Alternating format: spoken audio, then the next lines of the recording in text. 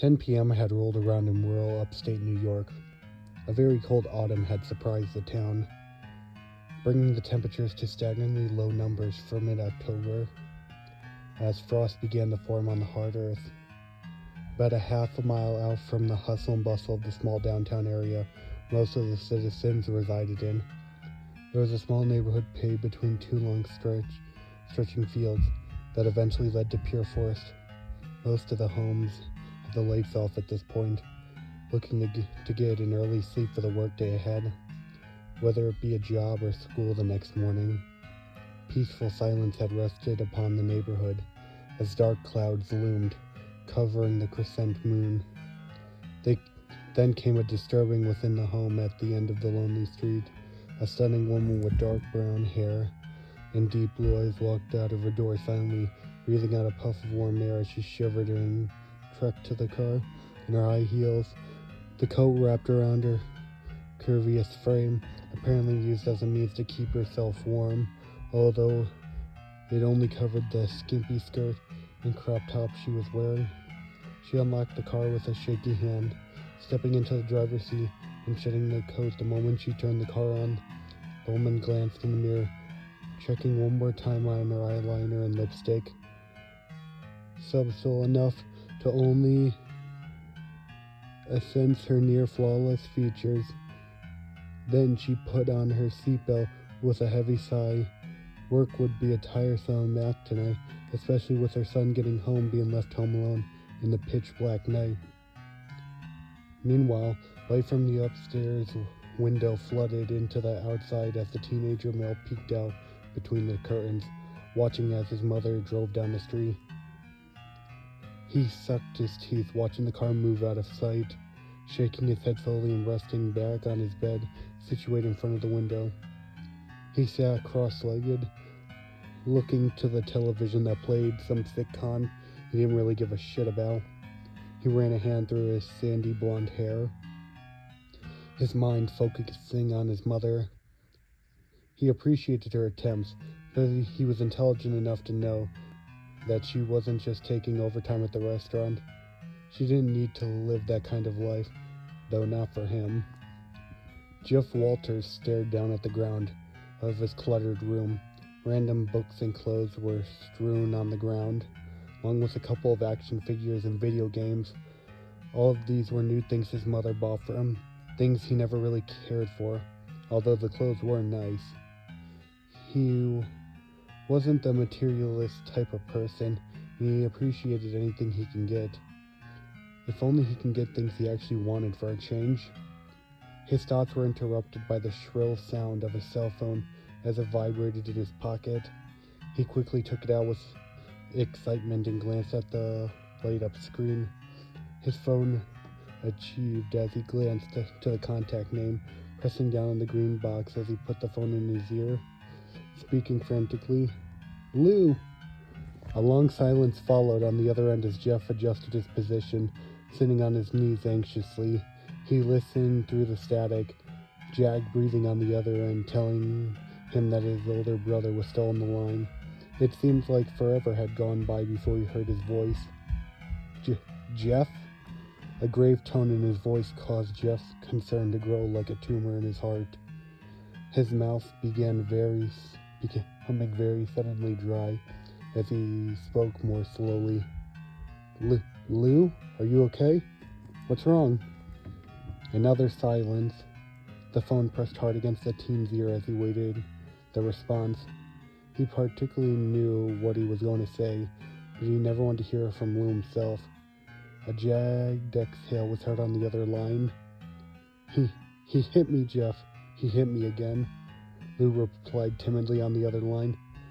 Jeff closed his eyes, head down, thinking for a couple of moments. "I'm going to get you out of there, Lou." Tick.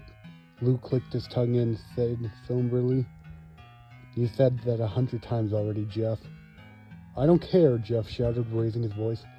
I'm going to do it. I just need more time." On the other line, Lou gasped as a distant crashing was heard in the distance. Jeff jumped at the sound. Crap, Dad's home." Jeff moved to say something, but he was cut off by a click. He took the cell phone from his ear, staring at the glaring screen in dismay.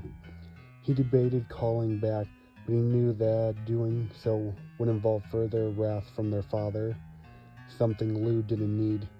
He cradled the phone in his palm, hoping for a call back from anyone, even his father, to be sure that Lou was okay. A million thoughts raced through his head about his father's abuse to his older brother, something he could barely tolerate. What if he found out Lou had called him without permission? Wouldn't he inflict even more punishment? He bit his bottom lip nervously as he waited for the phone to ring. However, even after placing the phone on the nightstand and staring at it, an hour went by and still nothing. Jeff stood walking over and turning out the lights before stripping down to his shirt and boxers. He got under the covers and continued to stare at his phone, willing it to light up. Eventually, he conceded to the insufferable fatigue he was feeling from the stress of the day. Lying down on his back, he didn't want to be awake when his mother came home anyhow. "Just go to sleep," he whispered softly to himself with his eyes tightly shut. "Just go to sleep. Just go to sleep." It became his mantra in the pitch black, and it eventually became a lullaby that eased him into an anxious slumber. The bright sun cast its light onto the street that next afternoon, granting a reprieve from the crippling night. A chill still ran through the air, cast by the thick breeze that whistled against the homes of the neighborhood. Jeff walked down the street of his neighborhood, a gray hoodie wrapped around his frame to shield him from the crisp afternoon air. The hood rested behind him on his shoulder, his head bowed down. School had brought no peace from his anxiety, even as he spoke and joked with his friends. In a general sense, he had a good day. However, it was clouded by all sorts of different thoughts. Usually school was the only thing that kept him going. It had given his all and gotten A's throughout his freshman year, and so far through his sophomore. And he managed to be genuinely liked by everyone he met along the way. It was because of this praise that he was able to get through his days. For that, as artificial as it was, became enough love to get him by. He theorized that this was only because they didn't know about his family. Lou was only a few miles away, but their father had made it possible for him to change school districts so they couldn't see one another. The children and teachers knew nothing of his broken, separated family falling apart by alcohol and hatred. Jeff grimaced at the sun in his face as he looked forward, placing a hand in front of his view, his pale skin rendered his body prone to sunburns. He didn't feel like getting something like that in October. He immediately bowed his head back to the ground. He just wanted to go home, finish his homework, and ask his mother if Lou had called. He rounded the corner to a street. However, just as he did so, he looked up to see a teenage girl at the curb a few feet in front of him. She placed her face into her hands, which were covered by the sleeves of her Hollister sweater. Her multicolored backpack was slung on the ground as she oddly sobbed in her palms. Now Jeff was a nice guy when he wanted to be, but he didn't want to get caught up with a stranger crying on the sidewalk. However, as he walked closely, he noticed it was a girl from his class that he talked to regularly, Mary Williams. She was really nice and cute girl who was always caught up in the wrong crowd. Now he felt obligated to do something. Slowly, Jeff knelt down and eventually sat fully on the sidewalk. The woman shifted, feeling his presence. The teenage boy tilted his head with concern on his face. "Mary? What's wrong?" Mary jerked her head up, looking to Jeff with a glare before her expression softened. Her eyes were red and puffy, dried tears on her cheek. "Oh, Jeff, it's you." She brought her hands up, wiping the tears from her face slowly and readjusting her dyed red hair. "Sorry, I just was really upset. I thought you were somebody else." Jeff looked her up and down with his baby blue eyes, a faint smiling crossing his thin lips.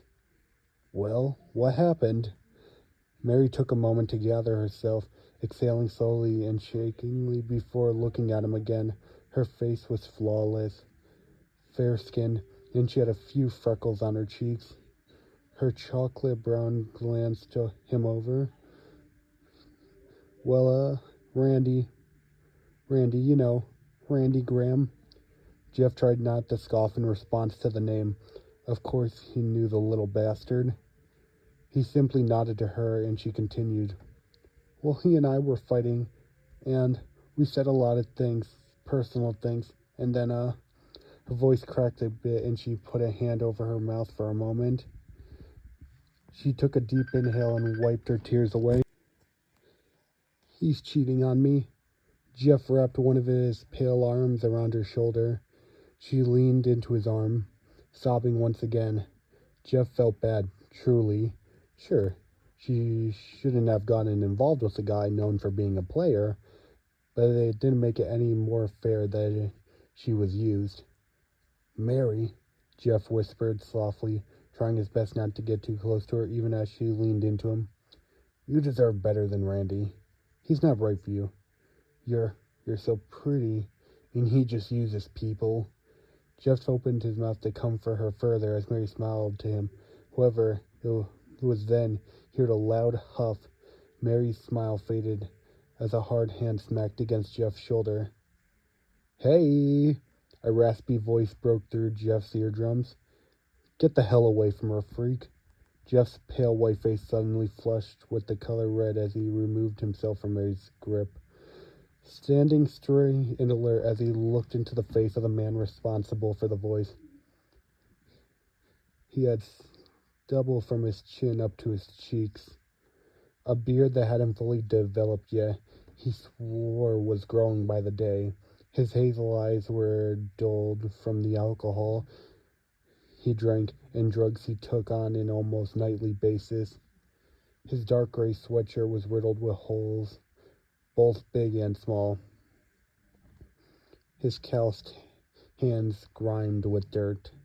A devilish smirk was plastered on his face, and his bleach blonde hair was an absolute mess. Jeff wondered how a guy like this could possibly get the amount of women in bed that he did. Who do you think you are? Randy sneered, moving closer to Jeff as he shivered slightly. You need to keep your hands to yourself before I start using my hands, too. Hey, leave him alone, Mary shot back, clenching her fist before Randy shot a look of pure disgust her way. Her fist softened, and she looked at the ground. Did I say you can speak? He snarled. Don't talk to her that way, Jeff retorted. Randy slowly turned back to him. He scoffed. Who are you again? He pushed his large hand against Jeff's chest, sending the teenager stumbling backwards. Randy rushed to Jeff inches from his face as Jeff could smell the alcohol in his breath. You better stay in your lane. Randy! Mary exhaled heavily. Just go to my house. I'll be there in a few minutes. Randy looked between his girlfriend and Jeff for a few moments before once again scoffing. He pushed his fingers into Jeff's chest. This isn't over, he whispered before turning on his heels and walking off. Once the redneck bastard turned the corner, Mary eventually turned her attention to Jeff with a faint smile on her face. She placed a delicate hand on his shoulder. Thank you. You made my afternoon. Jeff, mildly shocked by the event of the last 2 minutes, awarded her with a half-hearted grin. You're welcome. She eventually bent over, slinging her colored backpack onto her shoulder and walking down the street to meet Randy. Jeff left for us alongside, running a hand through his blonde hair. As morning made its way through, Jeff went through the fields that led to the school, ignoring the orange-red skies of the sunrise. He was still visibly shaken by the events of yesterday. As he shivered against the morning chill, he hoped that he wouldn't have to run into that bastard Randy. Jeff pushed past the double doors of Trademark High School and was met with the bustling of teens running to their classrooms or chatting by the lockers. He sighed audibly. His Adidas shoes clomping against the dirty tile floor. Classes didn't start for a few minutes, but Jeff liked to get there as early as he could. With his book bag slung over one shoulder, he slowly trotted down the crowded hallways. A few kids that he had acknowledged his presence just like every other morning. Billy reached over and patted Jeff's shoulder. "What was the English homework?" he asked almost frantically. Shannon waved to him as he walked by. Joey walked with him for a few steps to talk about how much he had to work on the weekend before walking off at the sight of his girlfriend. Then all of a sudden 3 kids stood in Jeff's way. He looked up to the tall teens and suddenly his face grew paler than usual. There, standing at the center, was Randy Graham, sneering down at him. His odor was stronger than usual. For a moment, Jeff thought he was standing in a garbage dump. He cringed, recoiling from Randy's presence and stepping back a few inches. He looked to the other 2 that stood beside the bully and remembered them. Randy's redneck crew. There was a skinny kid with a torn red flannel shirt, a dirty John Deere cap on his shaggy brown hair. He grinned at Jeff, his teeth blackened by overwhelming amounts of cavities. He had his hands in his pockets of his dusty blue jeans, his eyes ripe with militia. "Hey, look, it's the fresh meat you was telling us about," Kevin McKelly said in an attempt at a southern accent, although it was obviously forced. Troy Fitchett stood behind Keith, responding with a scoff. He was clearly overweight in his camouflage sweatshirt. His emerald green eyes sparked against the dimming school lights, his hands at his sides. Jeff cringed visibly, remembering a time when Troy was the one constantly bullied. He had sold out and started bullying with Randy to save his own fat neck. "You got balls, kid," Randy said, venom in his voice. "You thought I was going to forget you were with my girl?" "Nah, no, of course not. But she was sad and I wanted to help her. The only person that's going to help her is me, you little chicken," Randy repeated, the same maitre as yesterday, pressing his fingers harshly into Jeff's chest. Jeff stumbled slightly this time, debating between standing his ground and escaping the class. "I didn't do anything," Jeff shot back, having another rare moment of confidence. "She was upset about you." Randy's expression darkened, a deep frown on his features. "You got a lot of nerve. I heard you talking about me, saying I wasn't right for her." Jeff tried to get out words to defend himself, but he stuttered in response as the bully started to advance on him. He suddenly realized that all the kids had gone to their first period classes. The teachers of the broken school system were used to this kind of torture and no longer do anything about it except continue teaching and hoping the victim is okay. Jeff exhaled slowly. He was by himself. Randy stood in front of him for a moment, and eventually his frown turned into a sadistic grin as he scoffed. No, we're not going to beat ya. That'd be too easy." Troy stood slightly behind Randy. "Better watch yourself, kid," Troy said. Troy originated from South Carolina, so his accent was clearly authentic, hilariously in comparison to Keith. All 3 of them walked by, smacking their shoulders against Jeff as they trotted to their next class. Jeff stumbled, turning over his shoulder as the group faded away. His breathing had quickened, his heart rate completely through the roof. What were they planning to do? Hold him down and beat him senselessly when he wasn't suspecting it? Torment him mentally? There was something sadistic in Randy's eyes, like he was ready to eviscerate him. Randy was some kind of psychopath. Millions of ways Jeff could possibly escape this. His eventual torture went through his head, yet none of them logical. He sighed. He turned forward again, walking towards his class, 203. He slowly opened the door and put on another smile. Another show for the school. The dim light shadowed Jeff's face as he sat down somberly in the plush red chair. its color worn from years and years of use. His slender frame sank in the cushion as he let out a sigh. He was wearing his school clothes still, his backpack tossed to the side of the seat, his eyes fixated upon the man in the swivel chair, using the toes of his feet to bounce the chair slowly up and down. He lifted a finger to the center of his glasses, pressing them closer to his face as his cold eyes seemed to look through Jeff. He cleared his throat. Jeff, the older man began, looking over to his desk, looking through some of his notes. You barely said anything to me this whole session. Jeff said nothing, his glaze failing to be carpeted floor riddled with Legos from the man's previous appointment. Apparently he was great with kids, but Jeff wasn't a child. He stopped being a child years ago. The man continued to prod, folding his arms. Jeffrey, is there something going on with you? It is imperative that you tell me that I can help you. That is what therapists are for, right? Jeff continued his streak of silence, instead glancing up to the clock on the opposite side of the room. He began to watch the movement of the thin red line. The silence that grew within the small yet spacious environment caused the ticking to resonate within his eardrums. He was itching to finally get out of there. The therapist clicked his tongue, glancing at the clock as well. I guess seeing as you really don't want to be here and there's only 15 minutes left anyways. He exhaled sharply and smiled faintly. Go ahead, you can leave. A wave of relief washed over the teen as he stood upright with a quickness in his step, flinging his backpack over his shoulder and already turning to the closed door. He pulled the door open before the voice of the therapist stopped him cold. I'll be seeing you next week at the same time, Jeffrey, he said cheerfully. It's Jeff, he replied sharply, the first thing he said in at least half an hour. Pardon? My name. He looked over his shoulder to the man with a scowl. It's Jeff.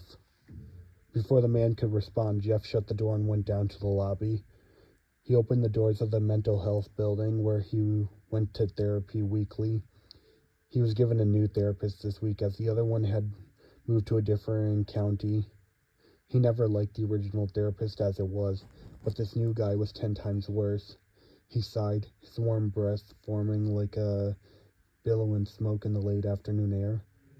He had left school early today to meet the therapist, but now it was already 5, even worse. He had to wait for his mother to pick him up. She had left in the middle of the session to go get the two of them dinner. He stood in the parking lot, shifting uncomfortably as he waited. Jeff rubbed his hands together for once before sticking them in his pockets in his hoodie. Looking back and forth along the dull blue skies, he found himself staring at the passing cars down the street next to him, and after a while, he was met with a surprise. Randy, Keith, and Troy were walking in his direction down the street. Jeff tried to force his eyes away from them. However, he found himself making direct eye contact with Randy for a good couple of seconds. A sly grin formed on the bully's features, and from afar he could see him elbowing his two lackeys to look. A plethora of thoughts intruded in his brain as fear crept up his spine. Don't come over here, he muttered to himself. The grueling seconds felt like an eternal standstill of time. Whenever they might have planned to do was cut short by the honking of a horn in front of him. Jeff's gaze fell to his mother. He hadn't seen her car pull up. A wave of relief washed over him as time seemed to move at a normal pace again. He practically sprinted to the car, sliding into the passenger seat. His mother gave him a perplexed look before backing out of the parking lot and driving down the street. As Jeff glanced out the window, he caught a glimpse of Randy. A grin had never left his dirt-grimed face. And so the morning reared its ugly head once more, the morning moon slowly replacing itself with the rising sun.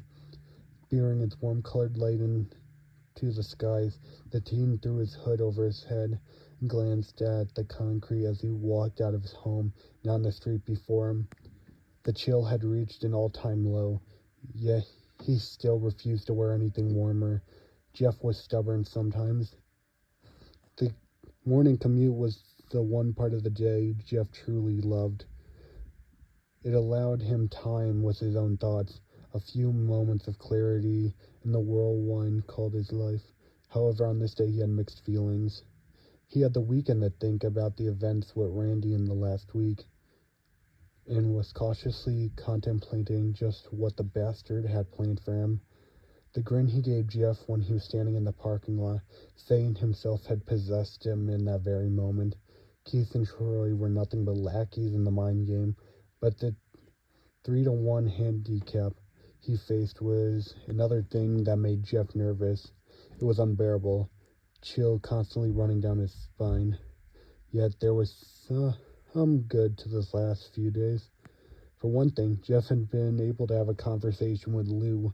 The situation with the bullies almost caused him to forget about the anxiety for his brother, which came back tenfold at the start of the weekend. However, Lou had answered the phone this time, and he seemed much more calm. Jeff had the nerve to tell Lou about the bullies, mostly because he didn't want to worry Lou. There wasn't anything he could do about it anyways. Sunday night, Jeff's mother came to him and told him that his dad was planning on bringing Lou over to visit in 2 weeks. Jeff knew getting his hopes up would be fatal to his excitement, and he found himself hoping and praying that he would be able to see his brother for the first time in 2 years. It was the first strand of hope he had felt in a long time, something he could genuinely smile about. His lips curled into a faint expression of happiness at the thought of it. However, when Jeff arrived at the front of the school and pushed those yellow doors open for the umpteenth time, his happiness faded away just as quickly as it come. When he entered the premises, Jeff immediately knew something was wrong. As he stepped into the hallway, the kids weren't quite as active as they usually were around him. When trotting down the hallway in his tired stupor, he was still alert enough to notice that absolutely nobody was making eye contact with him. Some of them shied away from his presence, while others glanced at him and snickered under their breath. A scowl formed on Jeff's face. What the hell were they laughing about? He looked around for Billy to ask him about the English homework, eventually caught sight of Billy, asking another one of the classmates across the hall. Shannon wasn't waving at him anymore, turning to the other girls. Joey was nowhere to be found. As Jeff moved to his first class, room 203, he was completely perplexed. Everybody was either laughing at him or completely avoiding him with a concerned look on their eyes. This process continued all throughout the day, hindering the happiness he had felt in the morning. Slowly, Jeff began to grow paranoid, a feeling creeping over him that everyone was looking at him.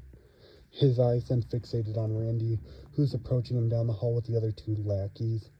He had that same sly grin on his face. Jeff's eyes widened and his blood froze. He leaned against the wall as his body trembled. They knew. They all knew he was in mental health that day, getting out of therapy. They were probably theorizing the reasons for it. All of them knew something was up. Now none of them wanted a thing to do with him. Well, Randy cooed, walking up to Jeff. He placed his hand on the wall right beside Jeff's head, enveloping Jeff's vision as his alcohol breath intermingled with his already unsettled stomach. If it isn't the mental case. Jeff felt his throat go completely dry as he pressed his back against the wall. He tried to say something in response, but his vocal cords wouldn't allow him to do so. As his words turned to stutters, the 3 bullies laughed viciously. Look, Randy, the kid can't even talk right, Keith said with a grin on in his shitty forced southern accent, trying to look cool in front of his leader. Hey, I wish you could see your face, Randy said with a grin. This is what you get. You mess with my girlfriend, I mess up your life. He stood upright again, spreading his arms out. Now everybody knows about you. How does it feel to be the outcast, Jeffrey? Jeff stared at him with his blue eyes that had now gone dull. His body was still frozen in place, his mind unable to process what was going on. Because of these bullies spreading around the fact that he was some insane kid, everyone thought he was a psychopath. He felt tears welling in his eyes. However, he refused to let them fall. He didn't want to give them the satisfaction. The only love he had in the world, filled with broken family apart by hate and alcohol, was his brother, who he never saw, and the artificial love from the kids in the school, and now in his own broken mind that was gone. "You look a little pale," Randy taunted and grinned.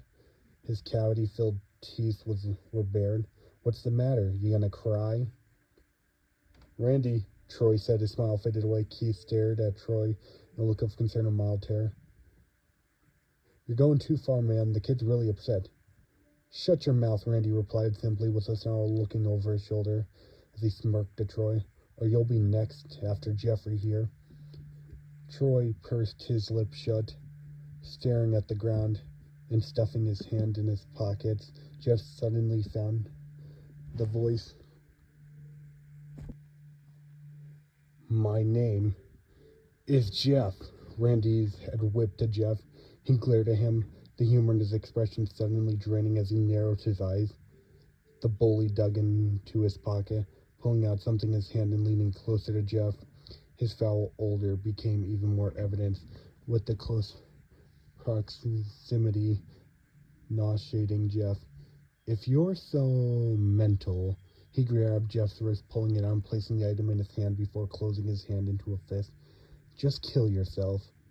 Randy turned on his heel and walked away, motioning for his boys to follow as he cackled loudly to himself. They did so. Troy looked over at Jeff one last time, as if to say, "I'm sorry." Jeff was still trembling. He looked back and forth to see kids laughing at him. In all reality, a lot of it had begun to seep into his head. Not all the teens were shunning him, but it was enough for Jeff to believe that it was everybody. He sunk into his own shell, staring at his shoes. A safe haven within his school was now all but over. He looked to his fist and opened his hand. While the find caused his stomach to turn on itself, it wasn't at all surprised by what was sitting on his palm. It was a switchblade. Days turned into weeks that the bullies constantly harassed Jeff. He acted as though he had grown numb to the situation, ignoring their voices in the hallway, and his expression constantly stoic as he was shoved harshly into a wall. However, deep down inside, his mind was continuing to break from the amount of force being placed on him, his emotion being broken down into nothing but irreversible mush. The constant insults of freak, mental case, and psycho were now prominent in his everyday school life. The faces of pity he would see on a daily basis caused his usual smile to fade into an internal scowl. Everybody either felt sorry for him or laughed at him, the only in between being terror. To make matters worse, the situation with Lou had gone completely downhill. Jeff had waited patiently for 2 weeks so he could finally see his brother. It would have made everything with the bullies seem like an afterthought. When 2 weeks went by, Jeff was upset to find that no call came from them. After a few days, he had tried to call Lou himself multiple times to no answer. After the 10th time, he was met with a robotic voice on the phone, informing him that the line had been disconnected. No contact has been made with Lou or their father since. He had called about them coming over weeks before. The switchblade that Randy gave him never left Jeff's pocket. He always felt like it. Every once in a while, to be sure, it was still there. The thought of using it for what Randy had suggested festered in his head, going from a simple, intrusive thought to something he fantasized about on a daily basis. Even now, as he walked to his home, he felt it within his palm, thinking of what he could do with it. It wasn't always about doing it to himself. No, sometimes it was to others, more specifically, Randy. He smirked at the thought. Although he had vowed by his blood, he opened the door to hear the enraged voice of his mother. "You promised," she had been saying in another room as Jeff walked from the living room into the kitchen. He saw his mother, makeup smeared and her hair a mess. "No, screw you, Brad. Go to hell," she growled, hanging up the phone and slamming it on the counter furiously. She wiped her head to find Jeff standing awkwardly in front of her, one in which she jumped and her expression softened, but only slightly. She exhaled heavily, closing her eyes and brushing an errant bang from her face. Dad isn't going to be coming anytime soon, she said simply. What else is new? Jeff replied, motionally placing his book bag on the stairs. He wasn't surprised at all. Dad always broke his promises. It was a tradition in this family. No, Jeff, you don't understand, she continued, moving closer to him. Lou, he broke his leg. Jeff's eyes turned to saucers. He didn't even turn to look at his mother as his hand began to instinctively clench into fist. I'm sorry, Jeff. She walked over, placing a hand on his shoulder. I wish there was something I could do about what does to Lou, but Jeff shrugged her hand off him. He snarled before she could speak, grabbing the backpack and trudging up the stairs with heavy feet. His mom opened her mouth to say something, but instead decided to keep it shut. He needs time, she told herself reassuringly.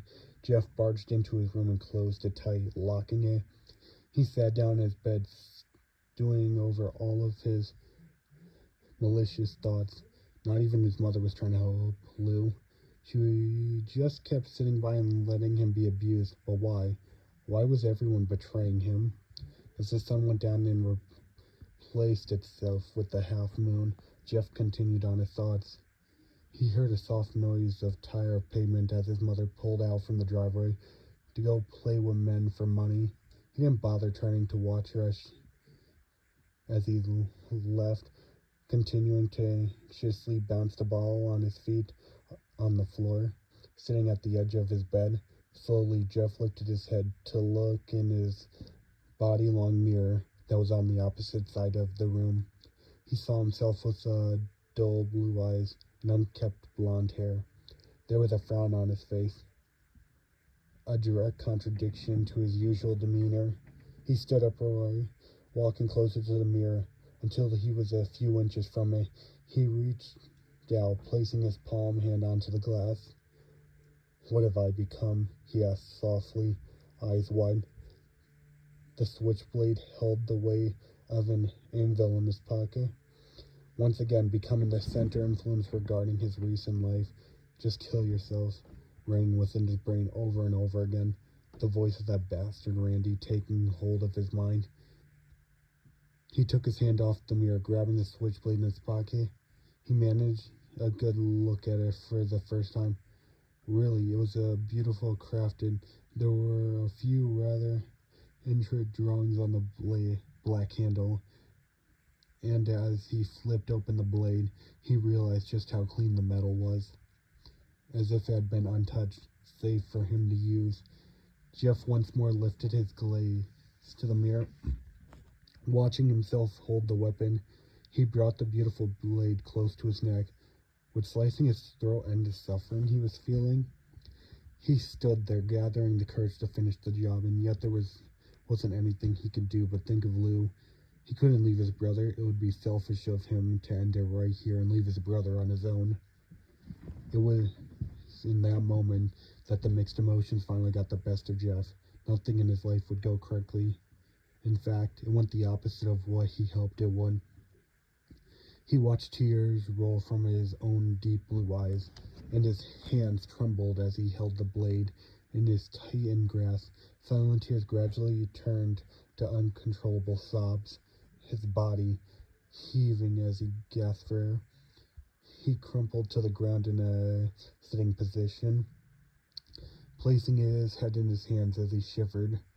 His love in school was gone, Lou was gone, and now even his mother's love was gone, replaced by a false stretch of a smile as she left him by himself on a nightly basis. The catalyst for everything that was happening were those damn bullies. They were the sadistic assholes, especially Randy Graham, deserved to get his throat sliced by the very knife he gave Jeff. The thought caused a giggle to come out of his mouth. He was surprised about it at first, but then it became commonplace. His giggles overcame his sobs, turning into chuckles and then uncontrollable laughter.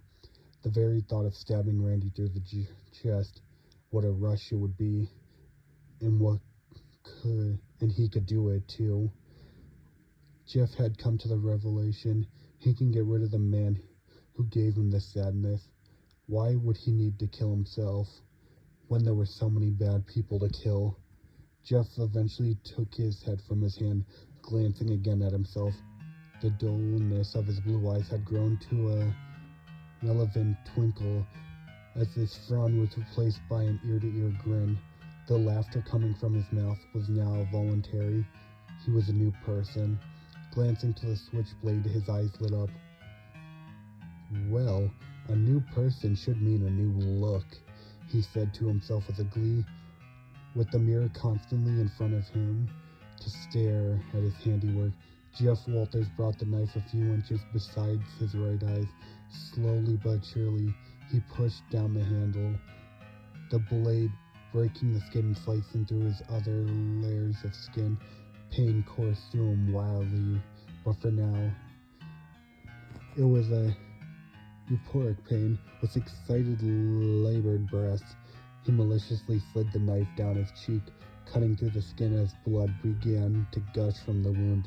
Small stains from crimson blood formed on his carpet as he slowly brought the knife all the way down to his jawline.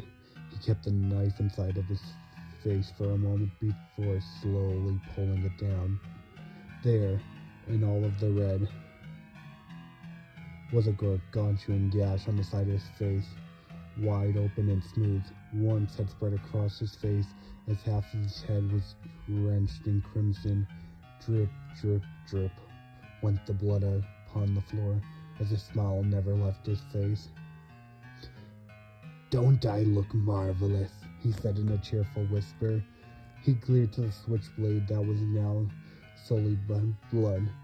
He reached it to his mouth, running his tongue across the blunt edges and lapping up the remainder of the crimson liquid. He swallowed it. Blood didn't taste that bad either. He took one more look at his face, which had become marred with a gash. But to Jeff, he was as handsome as he had ever been. His eyes were now wild and bloodshot. His blonde hair lifted up in strands in some areas. Now that he had become a new person, the people that caused him to change would have to be rewarded for their efforts. His dear mother was gone, which meant Jeff didn't have to do much to sneak out. He flipped the clean knife back down, placing it in his pocket, and put his gray white hoodie around him. He flipped the hood up and ran down the stairs into the night. The crisp cold brought a new sensation to his cut as wind blew into the deep wound, but adrenaline kept the burning pain at bay. He was so excited to get Randy a taste of his newfound peace. He almost ran down the street to his house. Randy Graham slept soundly within his bed, tucked tight underneath the covers as he rested on his back. His parents had been going back and forth throughout the night. It was all a miracle that they had stopped before midnight and allowed him to sleep.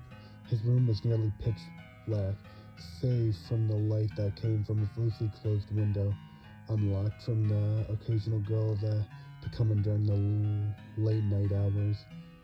There was movement at the window that at first sounded like nothing more than a tree branch scraping across the home. Eventually a large shadow emerged in front of the glass. As its hands reached for the bottom, with ease the hooded figure pushed the window up all the way before softly climbing inside. Feet hit the ground without a sound while the man underneath the hood took a glance around the room. The door was closed and locked. The room rather desolate in terms of furniture, except for the bed that Randy slept on. A sly grin appeared within the shadows. Perfect. Jeff walked closer to the bully as he squirmed only slightly in his slumber. It was as if his brain was warning him, but he couldn't wake up. Jeff crept closer to his bed, gripping the switchblade tightly. He sat down at the edge of the mattress, staring at Randy for a few moments as he cringed at the radiating smell. Softly, Jeff brought his smooth, pale hand to Randy's mouth. He cupped his palm hand around the lower part of his face, and it was that movement that caused the boy to slowly open his eyes. When his eyes met the culprit.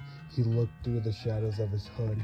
He saw a man with matted blonde hair, bloodshot blue eyes, and a wide open gash that looked like the gargantuan pitch black mark on his face.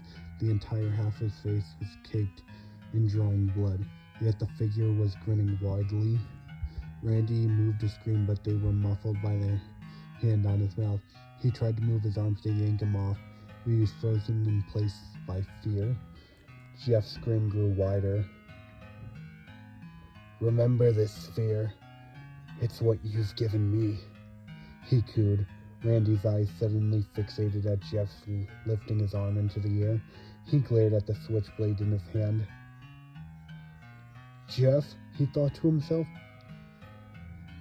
"Rock-a-bye, Randy." Jeff's voice was first soft and silky smooth, but upon saying his name, his tone grew deeper and rough, filled with venom. As he spoke the man's name, he thrust his knife into the chest of the bully. Searing pain coursed through Randy's body. His terror-stricken eyes glared into Jeff as his voice grew soft again. "On the treetop." The screams were loud and shrill, even as he yelled through the closed hand, pleading for help as tears rolled down his dirty face. The pain was the most immensely frightening sensation that he had ever felt. Meanwhile, Jeff blissfully hummed the rest of his tune, pulling the knife out and stabbing into the flesh again. Fresh blood soaked the bedsheets as brand new holes formed on his sweatshirt. Eventually, as Jeff watched Randy's pain and screams closely, he realized that eventually someone might hear him. With an exhale, Jeff's smile grew more malevolent. "Hush now, Randy." The killer softly lifted Randy's head, exposing his neck to him. Jeff lifted the bloody knife into the moonlight. "Just go to sleep." Before Randy could react, Jeff lifted the knife across his throat and into his jugular vein. He quickly pulled the knife back and stood, watching crimson liquid squirt from the wound as Randy choked. Suddenly lifting his hands up, the adrenaline hitting him too late. He gagged on his own blood, pleading for help. Last thing he heard was a devious cackle in his ear as black dots filled his vision, eventually falling limp. By the time Randy had passed, eyes glossed over, and in a pool of his own blood, the window to his room had been left open as Jeff made a quick escape. Jeff started walking down the street in his gray-white hoodie, splattered with dots of red, feeling much better about himself. He had given the sadistic bully what he deserved, and the other lackeys wouldn't do anything once Randy died. However, even with his newfound happiness, there was still a nagging sensation in his head. He still needed to deal with one more person. He needed to deal with his father and take Lou away from that abusive environment. Only when Lou was safe would his mind settle. As the chilling breeze brought forth the crisp smell of late autumn, Jeff's heavy feet clamped upon the fragile leaves. At first it was an accident, but now he had purposely did so. A fun game so he could hear the crunch from each multicolored leaf that happened to be on his way. Lou's home wasn't too far away from Jeff's, only a couple of miles, but he had never garnered the courage to go out and take Lou away from his father. Jeff's words to Lou were filled with promise. He is full of sincerity, but empty with reality. Yet now he stood in front of the two-story home, a genuine grin on his face. The time of the night had been lost, but the adrenaline pumping in and out of his veins made all of that meaningless. He looked to the steps that led to the front door. No, too obvious. The window beside it was covered in black drapes, through which Jeff knew that it was Lou's room. He had been to this house only once before, 2 years back. The teen slowly marched his way through the patches of brown grass and orange leaves, jumping slightly at the sound of a passing vehicle. It surprised him how much bushier the street was than his own. He went up to the window, grasping the bottom edge and pulling up with all his might. After a few seconds of manual labor, it still wouldn't budge. He scorned himself for thinking he can get into the same way in 2 different homes. He tried to look through the black drapes but saw nothing but darkness. His grin turned into a faint scowl. He turned his back from the window, trying to formulate a different method of entry. He wanted to make it quiet and swift. That is, until he heard a muffled scream from Lou's room. His mind was quick, suddenly overtaken by panic, a fear for only his brother. Jeff turned on his heels, his eyes scanning the grasses until he found a moderately sized rock. Practically sprinting, he grabbed it and it turned, throwing at the closed window. A loud crack echoed across the general vision as the rock broke the window to pieces. Jeff wasted no time afterward, his mind racing with wonder. Had he broken Lou's other leg and arm? However, as he rammed himself through the window, scraping his skin and ripping his clothes on broken glass on his way to falling through the drapes and onto the floor, he's met by a sight he hadn't expected. The first thing his eyes fixated on was his father. He was completely naked, standing awkwardly to the side of the bed, blue eyes dilated and bloodshot from the copious amount of drinking. Upon seeing the figure who had broken the window, fresh blood spilling from new wounds, and his hood ripped off from his head, he was able to get a good look into his son's eyes. Jeff? He said before stumbling back. Jeff's widened eyes turned to Lou's bed, where the sight of his older brother caused him to cringe and grip the knife he had managed to grab from the floor. Lou was also naked, on his knees with his body bent over. He was riddled with all types of gashes and various bruises, ranging from small dots of black and blue patches. His face was slightly swollen, a black eye evident. The tears from his eyes caused a small puddle on his sheets, his body spasming mildly as he stared at Jeff, simultaneously relieved and terrified. He wasn't able to speak as a sock was clumped up and stuffed into his mouth. It was only then that Jeff noticed the various liquid on the floor and the bed. His eyes widened and shocked quiver of Jeff's lips transformed into a searing rage, the grip tightening on his bloodied knife as he slowly stumbled into an upright position. You! Jeff started to make his way towards his naked father, who put his hands in the air and tried to do his best to find the door. Jeff snarled, "You fucker!" Jeff, don't even think about it. Before his father could finish his sentence, Jeff was barreling into him, shoving his shoulder into the older man's torso. He grasped, but never had any time to reach further as Jeff grabbed his father by the arm and, with the help of strength granted by pure adrenaline, thrust him into the wall beside them. He turned, thrusting his knife at his father. However, the lack of precision in the stab caused it to dig into his gut. His father let forth a blood-curdling scream as weakened hands tried to grab Jeff's shoulders. Jeff pulled the knife out and allowed the blood to gush forward. However, as he backed away, his father shoved a firm hand on his shoulder. Jeff's reply was a swift swipe of the blade, swiping across his torso like a long paper cut. Another yelp from his father, and Jeff pulled away. Jeff went to stab again, but his father grabbed his arm, gripping harshly. When he looked up, his father's dilated blue eyes lit with a fire as he growled to his youngest son.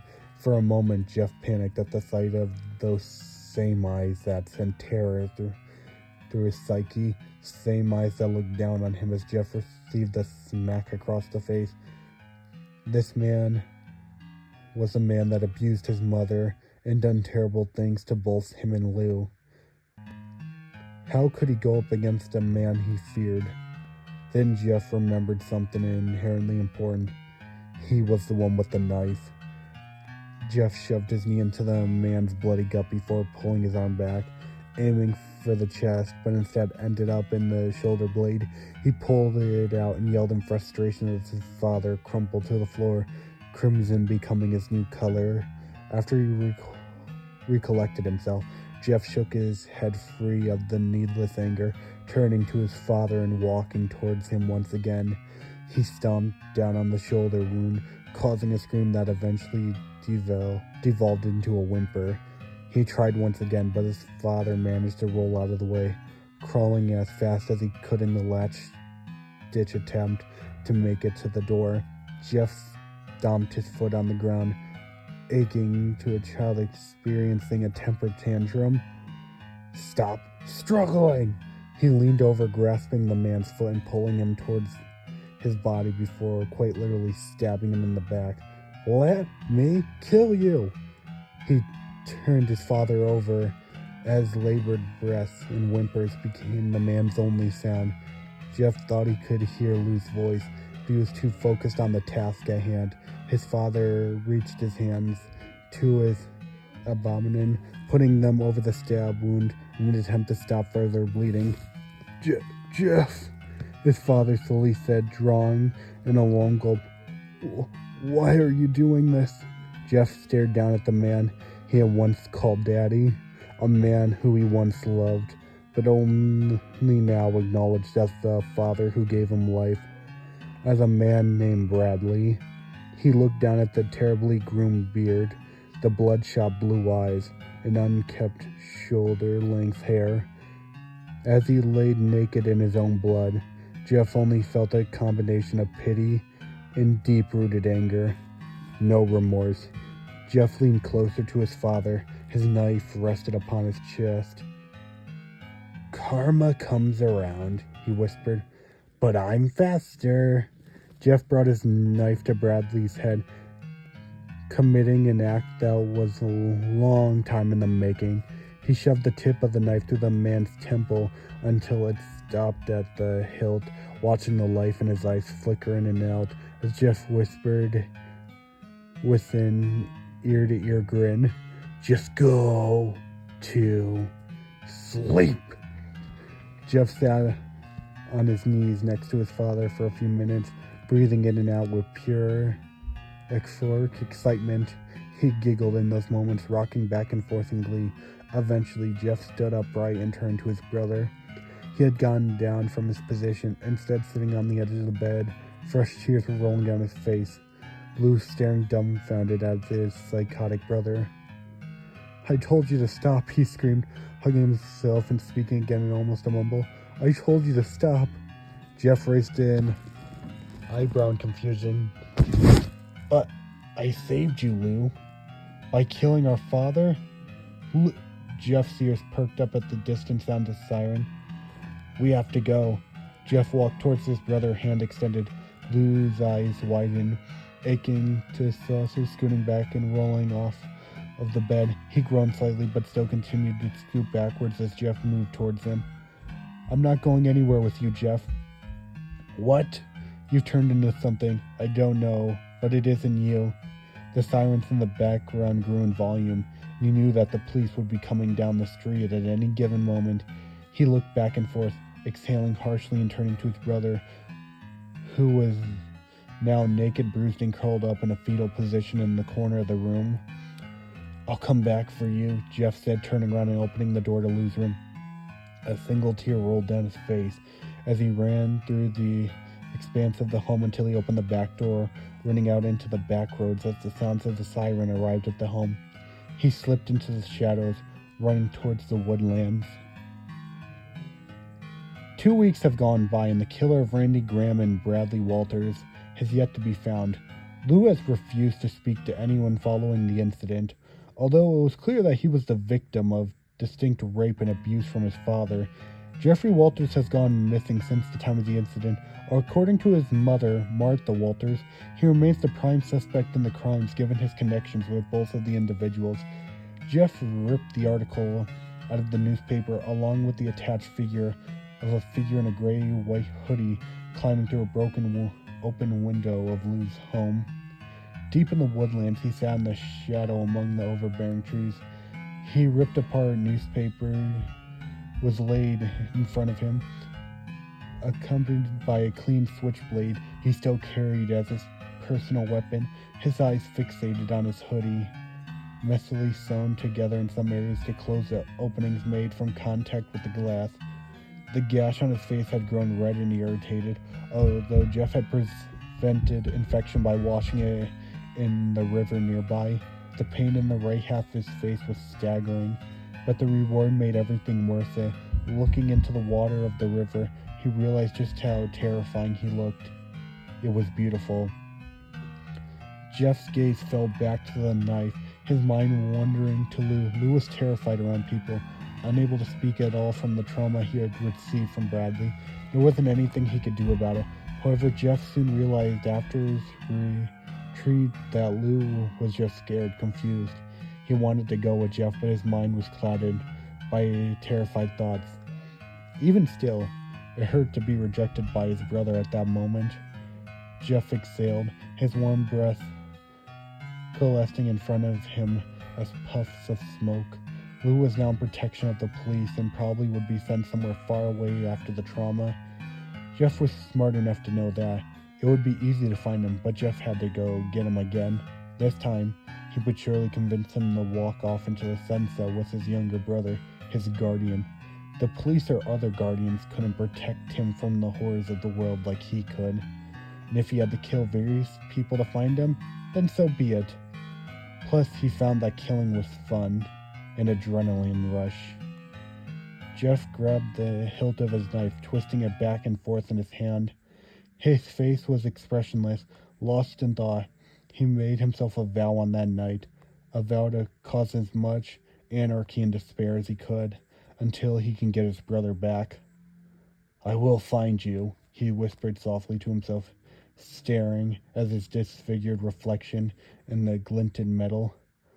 "I will find you, Lou."